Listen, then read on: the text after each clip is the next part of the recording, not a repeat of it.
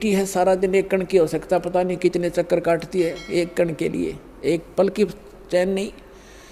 तो उनका स्वभाव ये होता है कि माया के लिए संघर्षशील रहते हैं, भक्ति के लिए कहते हैं तो कहते हैं मुझे समय नहीं, और भक्ति सुनाना चाहते हैं तो उनके गले उतरती नहीं, उठकर चले जाते हैं। तो क्या बताते हैं कबीर साहब, कहते हैं कबीर पिछले पाप से हरि चर्चा ना भावे ना सुहावे, कहूँगे कह उठ चले ना और बात चलावे। जो पूर्व जन्म के संस्कारी प्राणी नहीं होते हैं या जिनके पाप कर्म अधिक बढ़े हुए होते हैं, उनके सामने सत्संग की चर्चा की जाती है भगवान की, तो उसके 3 लक्षण हैं। जो भक्तिहीन कर्महीन प्राणी होता है, कबीर साहब कहते हैं कबीर पिछले पाप से हरि चर्चा ना सुहावे, और कहूँगे चर्चा चलते लटके लेगा, और ना कोई और चर्चा शुरू कर देगा। अच्छा सुन, एक बात सुन मेरी, वो फलाना काम वैसे था, वो जैसे आप कोशिश करते हो को रिश्तेदार भाई बहन मित्र को चर्चा सुनाते हो, 2 सेकंड सुनता है, फिर वो ध्यान ऐसे ऐसे रहता, ऐसा है ना वो एक काम जो आप वो ऐसे हो गया उसको ऐसे हो गया, आपको भी डिस्टर्ब कर देगा, आप बताना चाहते हो। और तीसरा कहते हैं फिर मुझे काम याद आ गया, फिर मिलूंगा, उठ कर चल जाएगा। कबीर भगवान बताते हैं कि कबीर पिछले पाप थे, जिनके पाप घने बढ़ गए, हरि चर्चा ना सुहावे, अच्छी नहीं लगेगी, और कहूँगे कह उठ चले ना और बात बनावे। तो ये उस व्यक्ति के लक्षण हैं जो पिछले जन्म के पापों से ज़्यादा ग्रस्त है। सीधा ही वो 84 लाख प्रकार के प्राणियों से, पशु पक्षियों की योनि से प्राप्त सीधा मनुष्य जीवन प्राप्त किया है। तो उसके अंदर भक्ति प्रवेश करना बड़ा कठिन होता है, लेकिन हो जाती है। उसको थोड़ा ज़्यादा समय लगेगा इस ज्ञान को समझने में, और शुरुआत एक बार हो जाती है, धीरे धीरे किसी ना किसी जन्म में तो वो हो ही जाती है। एक कागभूषण नाम के, अपने पुराणों में भी इसका प्रमाण आता है, कागभूषण नाम के एक महापुरुष हुए हैं, और एक गरुड़ जी जो श्री विष्णु जी के वाहन माने जाते हैं। इन दोनों की एक बार आपस में चर्चा हुई। कागभूषण कैसे हैं, उनका बाकी का शरीर मनुष्य सदृश है, लेकिन चोंच और ऊपर का हिस्सा जो मुंह है वो कौवे का है, उसको कागभूषण कहते हैं। इन दोनों की आपस में एक बार चर्चा हुई। कागभूषण से गरुड़ जी ने पूछा, हे भूषण जी, आपके पास बैठने से मुझे बहुत शांति मिलती है, आपने यानी ये भक्ति विधि और ये अमरत्व, क्योंकि कागभूषण जी की काफ़ी लंबी आयु हो गई है, काफ़ी प्रलय उसके सामने हो चुकी हैं, अभी भी वो विद्यमान है। तो उसके लिए पूछा कि आपको ये कैसे प्राप्त हुई। तब कागभूषण ने कहा कि एक लंबी कहानी है गरुड़ जी, मैं एक बार 20 वर्ष की उम्र थी मेरी, और एक भयंकर अकाल गिर गया। हम भाई बहन थे, मेरे से छोटे मेरे भाई बहन थे। उस अकाल के दौरान वो भूख सहन नहीं कर सके, उनकी मृत्यु होगी, मेरे माता पिता की भी मृत्यु होगी, वो भी भूख सहन नहीं कर सके। मैं युवा था, जिस कारण से मैं उस अकाल को झेल कर माता पिता और परिवार के नाश होने के बाद उस क्षेत्र को छोड़कर मैं अवंतिका नगरी में चला गया। वहाँ अकाल नहीं था। उससे पहले मेरे असंख्य जन्म चले गए, मनुष्य जीवन मैंने बर्बाद कर दिए, कभी मैंने भक्ति नहीं की, क्योंकि वो पिछले जन्म मुझे अब मेरी दिव्य दृष्टि खुल जाने से नजर आ रहे हैं कि पिछले मानव शरीर मैंने कैसे बर्बाद किए थे। तो बता रहा कि पिछले जन्म मैंने बहुत नाश कर दिए, और एक जन्म जो मेरा हुआ, माता पिता मेरे भाई बहन मर गए भूख से तड़प कर। ऐसी खिली फुलवाड़ी थी हमारे घर की, सारे भाई बहन खुशी खुशी रहते थे, और 1 वर्ष में ऐसी जुल्म गिर गया, ऐसा कहर टूट गया, हमारा नाश हो गया। मैं सोचने पर विवश हो गया कि ये क्या जीवन है। कल तक हम कैसे खुशी मंगल से रहते थे, प्यार करते थे, कहाँ गए आज मैं टक्कर मार लिया, रो लिया, सारा कुछ कर लिया, वो मिल नहीं रही। ये खाक जीवन है, कहाँ रह रहा हूँ मैं। ऐसे करते करते एक मंदिर के अंदर एक पंडित जी, भगवान शिव का पुजारी था, मैं वहाँ चला गया, उसको अपना दुख रोया। दयालु था ब्राह्मण, मुझे सीने से लगाया और कहा, बेटा यहाँ तो ऐसे ही कहर गिरते हैं, आप भक्ति कर लो, स्वर्ग में चले जाओगे, वहां दुख नहीं है। ब्राह्मण को ज्ञान स्वर्ग तक का ही था। और कहा बेटा तुम दीक्षा ले, अब गुरु बनाए बगैर मोक्ष नहीं होता। अब काकभूषण बता रहा है कि मेरे इतने पाप थे, पापी के पिछले जन्म जन्म के कभी भक्ति शुरू नहीं करी थी। मेरे अंदर भक्ति प्रवेश करने में 6 महीने लग गए, लगातार संत के साथ रहने में। अब 6 महीने तक मैं मंदिर में रहा, रोज उनकी कथा सुनता, वचन सुनता, पर नाम लेने की इच्छा कभी मैंने व्यक्त नहीं की। गुरुजी कहते महात्मा जी के बेटा दीक्षा ले ले, मैं काना पे कह टाल जाता, ना हाँ कहता ना कहता। और दीक्षा उसी को प्रफुल्लित होती है जो सब इच्छा से अपनी लगन से प्राप्त करता है। जबरदस्ती दिया हुआ ज्ञान नाम काम नहीं करता। तो उस पंडित जी ने इसलिए उसको जोर नहीं दिया। 6 महीने के बाद कहता लगातार सत्संग सुनने के बाद मुझ पापी के कुछ पाप नरम हुए और तब मैंने दीक्षा प्राप्त की। दीक्षा प्राप्त करके कुछ दिनों के बाद फिर मेरे अंदर एक बकवाद भागी। जो गुरुजी कथा सुनाया करते हो मुझे भी याद होगी। मैं युवा था, गुरुजी वृद्ध हो गए थे, मेरी आवाज़ में कसक थी। जितने भी श्रोता थे अब मेरी तरफ आकर्षित हो गए कि और कहने लगे हो आप तो गुरुजी से भी बढ़िया ज्ञान सुनाते हो। अपने आत्माओं यहाँ मार खाता प्राणी, इस ज्ञान को सुनकर कोई वक्ता बन बैठेगा, 10 उसके प्रशंसक हो जाएंगे, वो भी अपना नाश जीवन करेगा। अब ज्ञान पुराणों का था, बढ़िया घटिया क्या हो गया इसमें, गुरुजी से बढ़िया सुनाने लग गया वो। तो यहाँ मार खाते श्रोता भी और भक्त भी मार खाते, मान बढ़ाई छा जाती है, सबसे बड़ी दुश्मन है जीव की। एक दिन मैं बैठा था, कथा कर रहा था, श्रोता बैठे थे। गुरुजी आए मंदिर में अपने घर से। मैंने खड़ा होकर सत्कार नहीं किया क्योंकि मैं अपनी बेइज्जती समझूं था कि खड़ा होऊंगा तो सबका अट्रैक्शन इधर गुरुजी की तरफ हो जाएगा। अब मैंने बैठे बैठे दर्शन कर लिए, ऐसे बस थोड़ा सा नाम मात्र सा सिर झुकाया, खड़ा नहीं हुआ मैं। अब गुरुजी तो आए थे अपना लगे पूजा पाठ करने मंदिर में। एक कोने में बैठकर आकाशवाणी हुई मंदिर में, कह रहे दुष्ट तूने अपने गुरु का अनादर किया है, तुझे 1 लाख वर्ष के लिए नरक में डालता हूँ। भगवान शिव की आकाशवाणी हुई, क्योंकि ब्राह्मण शिव का पुजारी था। अब वो आकाशवाणी सुन ली गुरुजी ने। उसने कहा अरे बेटा भूषण, उसका नाम कुछ और था उसमें, बेटा भगवान क्यों नाराज हो गया तेरे से। गुरुजी ने नहीं ध्यान दिया कि इसने मेरा आदर किया या अनादर किया। संत के विषय में एक वाणी कही है गरीबदास साहिब जी ने कि आदर अनादर करो क्यों ना कोई, मम संत शरण जगत जान छोई। अब संत ये नहीं देखते आदर अनादर को, लेकिन शिष्य को हानि घनी हो जाती है जो आदर नहीं करता, नियमित नहीं रहता। तो उस गुरु ने पूछा बेटा क्या गलती करती, भगवान आपसे क्यों रुष्ट हो गए। अक्षमा याचना कर, दयालु है भगवान, माफ कर देंगे तेरे को। और खुद भी अर्ज की, हे भगवान बच्चा है आपका, गलती होगी, बालक है, अक्षमा करो। तब उसने आकाशवाणी की फिर दोबारा भगवान शिव ने, जब ये निकम्मा व्यक्ति अपने गुरु का आदर नहीं करता तो मेरा क्या आदर करेगा। गुरु एक रिहर्सल करनी होती है गुरु जी को भगवान की तरह मानकर, क्योंकि हम जैसा व्यवहार गुरु जी के यहाँ कर रहे हैं तो परमात्मा इस रूप में आपको वहाँ ऊपर जा कर के आपकी परीक्षा लेगा। एक स्थान है मानसरोवर पर, तो वहाँ जो जैसा भाव आपका यहाँ वैसा वहाँ होगा, जैसे स्वप्न में होता है। तो वहाँ से वापस आने के बाद फिर आप बहुत युगों तक वहाँ नहीं जा पाओगे। इसलिए एट प्रेजेंट आपने गुरु जी के साथ ऐसा व्यवहार करना चाहिए, ऐसा बोलना चाहिए जैसे हम भगवान से कर रहे हो। तो इस प्रकार ना करने से तब उसने कहा कि जिसने आपका अनादर किया, आपका नहीं मेरा अनादर किया, इसको 1 लाख वर्ष तक नरक में डालूंगा।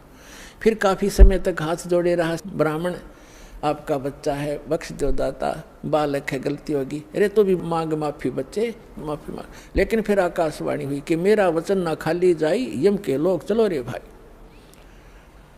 अब काकभूषण कहता है कि मेरी मृत्यु होगी, मैं नरक में डाल दिया गया 1 लाख वर्ष तक। लेकिन थोड़ी बहुत जो कलम चढ़ी थी, थोड़ी बहुत भक्ति प्रारंभ की थी प्राथमिक, उसका लाभ मिला। अगले जन्म में मुझे मनुष्य जीवन मिला, 1 लाख वर्ष नरक भोग गए। मनुष्य जीवन मिला तो मैंने एक लोमस ऋषि के साथ वाद विवाद कर दिया। उसने मुझे श्राप दे दिया, अरे चंडाल तो चंडाल के घर जन्म हो तेरा, वाद विवाद करता है। तो काकभूषण कहता है कि गुरु जी मैंने दुख नहीं माना संत के उस कुवचन का, और उसने श्राप दे दिया। मैंने हाथ जोड़ कर ये कहा कि हे महर्षि जी, दास पर गलती बन गई, मैं नीच व्यक्ति हूँ, मैं कर्महीन हूँ, तभी तो ऐसी भाषा में आपके सामने बोल गया, मेरा दुर्भाग्य था। एक दया करियो दयालु कि मैं किसी जन्म में से चंडाल का पैदा हूँ, पर आप भगवान की भक्ति ना भूल पड़े, ये दया करते मुझे। तो ये आशीर्वाद दे दिया लोमश ऋषि ने। तो सारी कथा बताता है कि फिर मैं क्या हुआ, एक काग के घर जन्म हुआ मेरा। जैसे ब्रह्मा जी हैं, इनका हंस वाहन है, और हंस के साथ एक हंसनी कंपलसरी होती है। तो ब्रह्मा की जो पत्नी सावित्री है, वो हंसनी जब ऋतु पर आई, यानी गर्भवती होने की स्थिति में आई ऋतु पर, तो काग चंड के पास ले गई, कौवा के देवलोक में। उससे मिलन होने से कागभूषण की उत्पत्ति हुई। शेष शरीर मनुष्य जैसा है, ऊपर का मुंह और चोंच कौवे जैसी है। तो वो अब उसने फिर क्या मिला, जब वो कागभूषण के रूप में जन्मा, तब कहते हैं मुझे जोगजीत नाम के एक महापुरुष आकर मिले। वो परमात्मा, जैसे दास ने आप पूरे सत्संग में ये निर्णय किया कि वो परमात्मा स्वयं आकर अच्छी आत्माओं को यथार्थ ज्ञान देता है, तब उसने बताया कि मुझे जोगजीत नाम के एक संत मिले, जिन्होंने मुझे उस परमात्म तत्व का ज्ञान दिया। उन्होंने मुझे ऐसा मंत्र दिया जिससे मेरी यह स्थिति हुई कि मेरा बहुत युगों तक अमर शरीर होगा। अब कागभूषण की भी मृत्यु होगी, क्योंकि अब ये समय है, इस समय में जब कागभूषण का जन्म होता तो मोक्ष हो सके था। अब जो प्रसंग आज का चल रहा है कि दो प्रकार से मानव शरीर प्राप्त है। आप जो परमात्मा के लिए भटक रहे थे और यहाँ आ गए, आप बहुत पुण्यकर्मी प्राणी हो। पिछले जन्म में भी आप मानव थे, और मानव जैसा स्वभाव है, जहाँ कहते हैं लाइन लगा लो, लाइन लगा लेते हो, जहाँ कहते हैं यहाँ ऐसे बैठ जाओ, वहाँ जाओ, ये करवा लो। तो क्योंकि आप सभ्य हो, और ऐसे व्यक्तियों को शीघ्र ही ज्ञान प्राप्त हो जाता है, शीघ्र ही ढल जाते हैं, जैसे संत ढलना चाहता है। आपके मैल घड़े नहीं थे, और जो मैला कपड़ा ज़्यादा होता है धोबी को, उसको ज़्यादा प्रयत्न करना पड़ता है, साफ वो भी हो जाएगा। तो इस प्रकार स्थिति है। जो दूसरी टाइप के व्यक्ति हैं उनके ऊपर भी रजा होगी, क्योंकि जगह जगह भगवान की चर्चा चल रही है, टीवी चल रहे हैं। एक ही घर में 4 सदस्य हैं, 3 ने नाम ले लिया, एक सुनता भी नहीं, तो वो मनुष्य योनि से आया हुआ प्राणी नहीं है, को पूर्व संस्कार से जुड़ गया। लेकिन धीरे धीरे जब सारे परिवार लग रहा है, परमात्मा की वाणी चलती है, उस पर उस वाणी का भी असर होगा, और आज पूरा विश्व परमात्मा के चरणों में एक बार आएगा, और सबका कल्याण होगा, चाहे किसी प्रकार जन्म हुआ हो। बोलो सतगुरुदेव।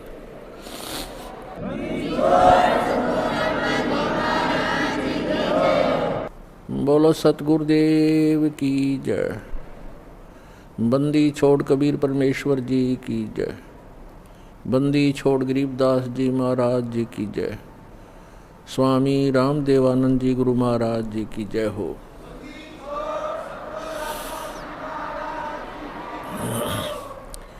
गरीब नमो नमो सतपुरुष को नमस्कार, गुरु के नहीं। सुर नर मुनि जन साधुआं संतों सर्वस्ती नहीं। सतगुरु साहेब संत सब डंडो तुम प्रणाम। आगे पीछे मध्य हुए तिनको जहाँ कुर्बान। नराकार निर्विषम काल जाल भयभंजनम। निर्लेपम निज निर्गुणम अकल अनोबेशुंदनम। सोहम सुरति समापतम सकल समाना निर्तल। उज्ज्वल हिरंबर हरदमं बेपरवा अथाह वार पार निमज्जतम। ग्रीव जो सुमरे सिद्ध होई। गणनायक गलता ना करो अनुग्रह सोई। पारस पद परवाना। आदि गणेश मनाऊं गणनायक देवन देवा। चरण कमल लो लाऊं आद्यंत करूं सेवा। परम शक्ति संगीतम हृदय सिद्धिदाता सोई। अवगत गुण अतीतम सत्य पुरुष निर्मोही। जगदम्बा जगदीशम मंगल रूप मुरारी। तन मन अर्पों शीसम भक्ति मुक्ति भंडारी। सुर नर मुनि जन ध्यावे ब्रह्मा विष्णु महेशा। शेष शेष मुख गावे पूज्य आदि गणेशा। इंद्र कुबेर सरीखा। वरुण धर्म राय ध्यावे। समृत जीवन जी का मन इच्छा फल पावे। 33 कोटिया धारा जावे से 88, उतरे बहुजल पारा कट है यम की फांसी। 33 कोटिया धारा जावे से 88, उतरे बहुजल पारा कट है यम की फांसी। सत साही कर जोरूं विनती करूं, दरूं चरण पर शीश। गुरु जी राम देवानंद जी महाराज ने दियो नाम बख्शीश। कोटि कोटि सिजदा करूं, कोटि कोटि प्रणाम। चरण कमल में राखियो मैं बंदी जाम गुलाम। कुत्ता हूँ गुरुदेव का, रामपाल दास का नाम। गले प्रेम की जेवड़ी, जहाँ खेचो वहाँ जाऊं। तो करो तो बावड़ू, दूर दूर करो तो जाऊं। ज्यों राखो त्यों ही रहूं, जो देवो सो खाऊं। परम पिता परमात्मा पूर्ण ब्रह्म सारी सृष्टि के रचनहार कबीर देव कबीर परमेश्वर जी की असीम रजा से आप सभी पुण्यात्माएं सत्संग श्रवण करने के लिए उपस्थित हो पाए।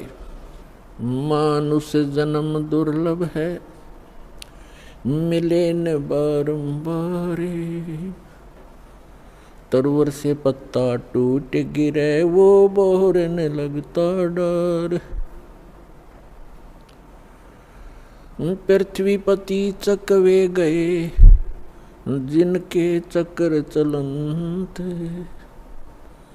रावण सरीखे कौन गिणे हैं, ऐसे गए अनंत।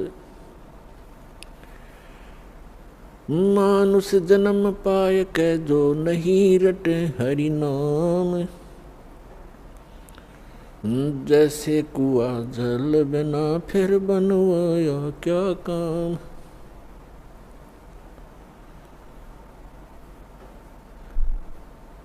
राम नाम की लूट है, लूटी जाते लूट। पीछे फिर पछताओगे, हे प्राण जहांगे छूट। नंगा आया जगत में, नंगा ही तू जाए। बीच में ख्वाबी ख्याल है, ये मन माया भरमावे। मर्द गर्द में मिल गए, वो रावण से रणधीर। कंस के सी चाणोर से, भाई हिरण्यकशिपु बलबीर।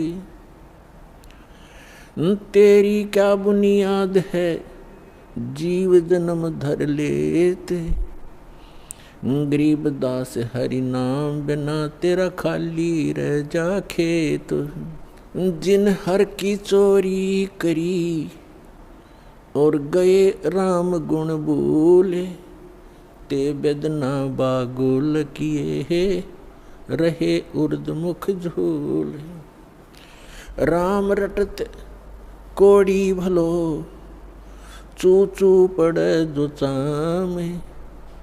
वो सुंदर शरीर किस काम का, जा मुख नाही नाम। राम रटत कन्या भली, साकट भलो न पूते। जैसे छेरी के गल में गल थना, जिसमें दूध ना मूते। राम रटत दारिद्र भलो, टूटी घर की छान। वो सुंदर महल किस काम के, जहाँ भक्ति नहीं भगवान। कबीर जिव्या तो वाए भली, जो जप हरि नाम, नहीं तो काट के फेंक दियो ये मुख में बलो ना चाम। परम पिता परमात्मा परमेश्वर हमारे पिता, सबके जनक, सर्व उत्पादक परमात्मा प्रभु कबीर साहब जी, कबीर जी ये परम अक्षर ब्रह्म हैं, सारी सृष्टि के रचनहार हैं। और पुण्यात्माओं, आपके ऊपर रहम किया उस दीन दयाल ने, आपको ये तत्व ज्ञान समझाया, आप तक पहुंचाया। आप तक ये तत्व ज्ञान पहुंचाने के लिए उस परमेश्वर ने कितने कितने कष्ट उठाए। आप तक पहुंचने के लिए उस परमात्मा ने भिन्न भिन्न भेष बनाए। और आप जी ने इस काल की भांग को इतना पी लिया कि इस काल के इस नकली सुख, इस झूठे सुख के नशे में आप भगवान को पहचानना भूल गए। परमेश्वर कहते हैं, मैं रोवत हूँ सृष्टि को, सृष्टि रोवे मोहे, गरीबदास इस वियोग को समझ न सकता कोई। हमारे पिता कहते हैं, हमारे भगवान कहते हैं कि मैं तुम्हें रो रहा हूँ, तुम्हारे लिए भटक रहा हूँ कि तुम गलत स्थान पर रह रहे हो। या कोई जीव सुखी नहीं, या सुख नाम की वस्तु नहीं। और आप यहाँ सुख खोज रहे हो और सुख देने वाले उस भगवान की खोज कर रहे हो, उसके लिए रो रहे हो, तड़फ रहे हो। मैं तुम्हारे लिए रो रहा हूँ कि मैं हूँ वो परमात्मा, मैं तुम्हारा जनक हूँ, मैं तुम्हारा पिता हूँ। आप जी ने ये गलती की जिस कारण से आप इस काल कसाई के यहाँ फंस गए हो। किसी का बेटा मार रहा है, किसी की बेटी मार दी, कोई किसी का जमाई मर गया, किसी के कैंसर होगी, किसी की टांग कट गई, किसी को कैंसर है, कोई कोड से भुगत रहा है। और शेष बचे हुए ये सोचते हैं कि हम ठीक हैं। यदि आप रोग रहित हैं, कल मृत्यु होगी, फिर गधे बन जाओगे, तो क्या खाक ठीक हो आप?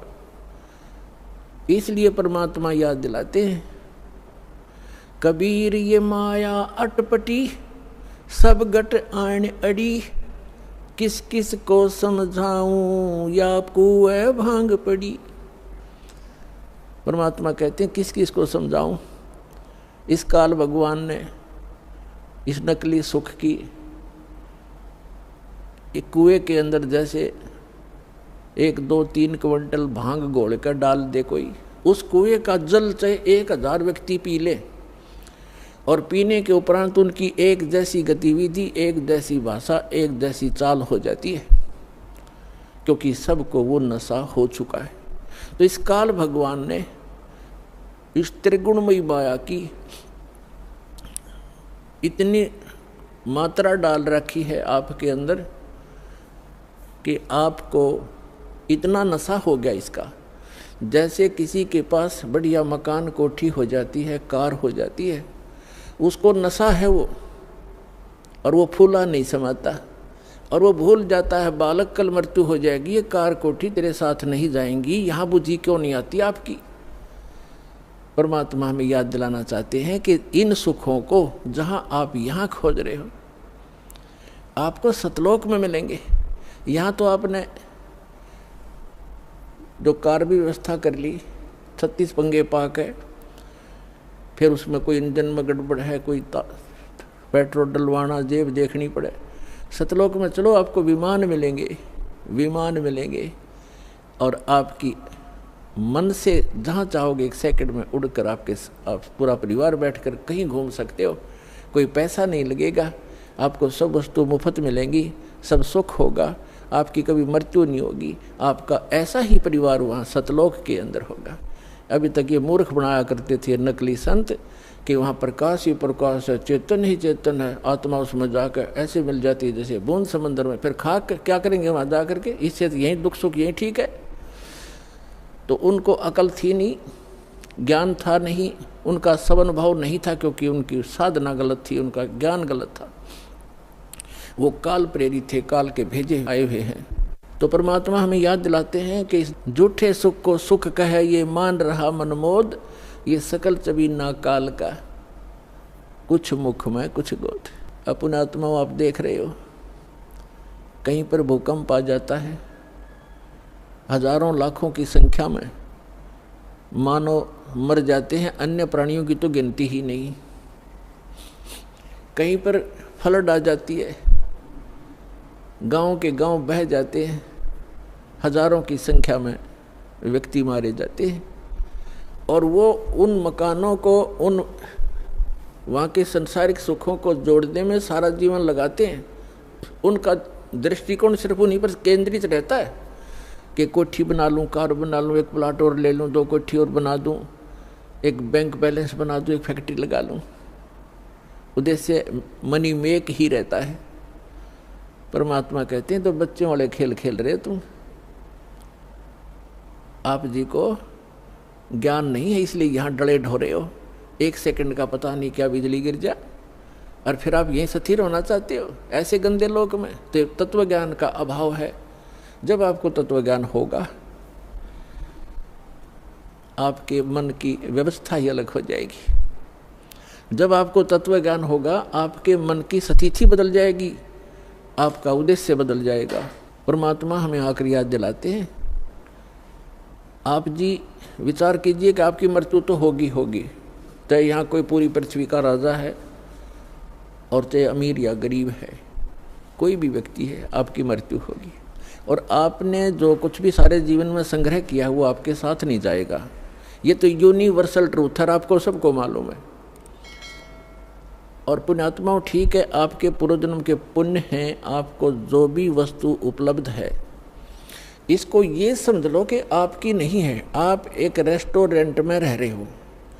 अब जैसे अच्छे पूंजी वाले व्यक्ति, सेठ धनी व्यक्ति, अच्छे रेस्टोरेंट में जाकर के अपना 1, 2, 3, 4 जैसा भी वो वहाँ दिन रात व्यतीत करना चाहते हैं, तो उनके पास पैसा घना है, तो वे हाई क्लास के, हाई क्वालिटी के रेस्टोरेंट के अंदर रह रहे हैं। वहाँ सुविधाएं अच्छी हैं, सोफ़ा सेट हैं, बढ़िया पलंग हैं, टीवी रखे हैं, सारी व्यवस्था है वहाँ पर। बैल बजा दी, बैरा आ गया, 2 वस्तु मांगी उपलब्ध होगी, खाने और पीने की। और एक गरीब व्यक्ति जाके एक सिंपल होटल में रुका है, जिसमें एक तख्त पड़ा है और सिंपल आहार है, थोड़ा खर्चा है उसका। तो ऐसा ही समझ लो आप, जो गरीब है वो एक सिंपल होटल में रह रहा है, अमीर है वो बड़े होटल में रह रहा है, लेकिन वस्तु किसी की नहीं। वहाँ पर होटल में गए व्यक्ति को पता होता है कि यहाँ तेरी वस्तु कोई नहीं है, इनको प्रयोग कर सकता है, वो भी अपने खर्चे से। तो इस काल भगवान का ये होटल है फॉर एग्जाम्पल। और इसमें आपके पुण्यों के कारण आप सुविधा जो आपको है वो आपके पूर्व जन्म की पूंजी से है, जेब आपकी ही खर्च हो रही है। जो सुविधाएं आपको उपलब्ध हैं आपके पुण्य क्षीण हो रही है। और गरीब व्यक्ति है वो समझ ले सिंपल होटल में रह रहा है, कोई झोंपड़ी में है चाहे सिंपल मकान में रह रहा है, तो वो भी एक होटल में ही है। एक दिन दोनों ने ही जाना है और दोनों ने वो सब वस्तुएं यही छोड़ जाना है। अब जाना कहाँ है?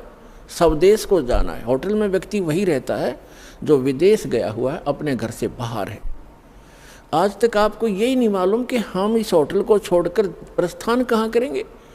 आपको तो ज़बरदस्ती जब आपकी पूंजी समाप्त हो जाती है, आपका समय समाप्त हो जाता है, उस होटल से पकड़ कर बाहर फेंक दिया जाता है सड़क पे, आप कहीं जाओ।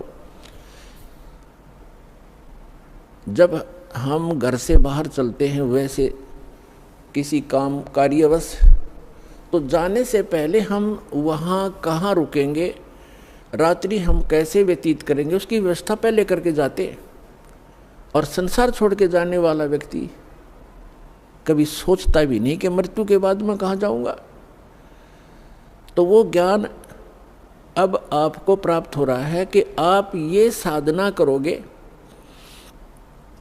और आप इन होटलों में रहो जैसे जिसकी व्यवस्था है, ठीक है, धनी है अपने उस सुविधा को प्राप्त करो, निर्धन है अपने उन मकानों में गुजर करो। और दोनों ही दो रोटी खाते हैं, एक गरीब भी और सेठ भी, और एक चारपाई पर ही सोते हैं। 3-3 4-4 पर सेठ नहीं सो सकता।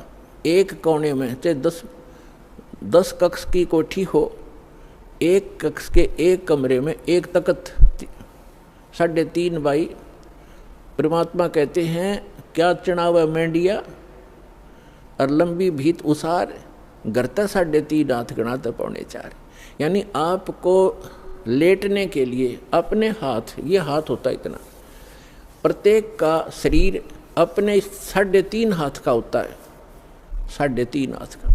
तो परमात्मा कहते हैं आपने 20 कक्ष की कोठी बना रखी है, उसमें 3.5 हाथ और बाई 1 हाथ, इतनी जगह की जरूरत है आपको। बाकी उस कोठी की शर्मा मार ले, क्या बनेगा उसका? समय खोया, अपना जीवन व्यर्थ किया। तो कहने का भाव ये है कि ठीक है, भगवान ने आपको कोठी भी दी है, सुविधाएं भी हैं, कोई बात नहीं, लेकिन अब भविष्य की तैयारी करो, यहाँ से चलने का उद्देश्य बनाओ। असक जन्म हो गए आप जी ने यही भटकताओं का। परमात्मा हमें बताते हैं कि